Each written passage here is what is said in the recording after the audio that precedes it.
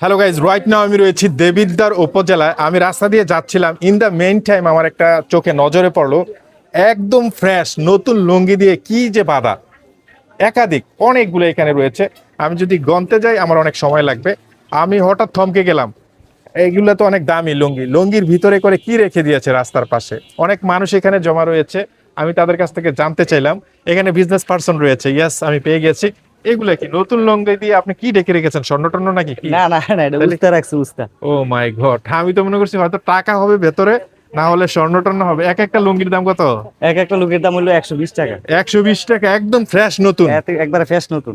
তো আপনি এটির ভিতরে কি রাখছেন? উস্তা রাখছে উস্তা। চিন্তা করা যায়, নতুন লুঙ্গি একদম ফ্রেশ। আমি অবাক হয়ে গিয়েছি, আমি ভাবছি একটা বস্তা নিয়ে আমি বাসা চলে যাব, কারণ এর মধ্যে টাকা না হলে কিছু একটা থাকবে দামি।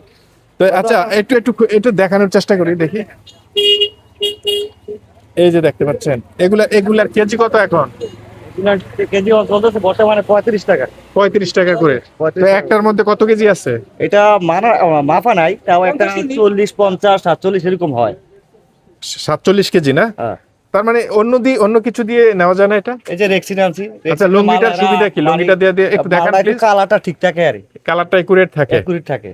তার মানে হচ্ছে রেক্সিনের মালটা একটু কালার ভালো থাকে না, এই বিধায় তারা মানে নিতে চায় না। আচ্ছা, এই যে ধরেন এটা বিক্রি করে দিলেন, এই একটা গাইড বিক্রি করার পরে এই লুঙ্গিটা আপনি কি করেন? আবার নিয়ে আসেন? ওয়াশ করে, হ্যাঁ এখানে দিয়ে দেবো, এখানে মানে ক্যারেটের ভিতরে দিয়ে দেবো, আমরা আবার লুঙ্গিটা ওয়াশ করে আবার রেখে দেবো। ওকে, যেটা বলছিলাম, আমার কাছে ইউনিক মনে হলো, কারণ আমরা বিভিন্ন জায়গায় যাই, চোখ আটকিয়ে যাওয়ার মতো কিছু ঘটনা ঘটে, এমনটাই আমার সাথে ঘটেছে।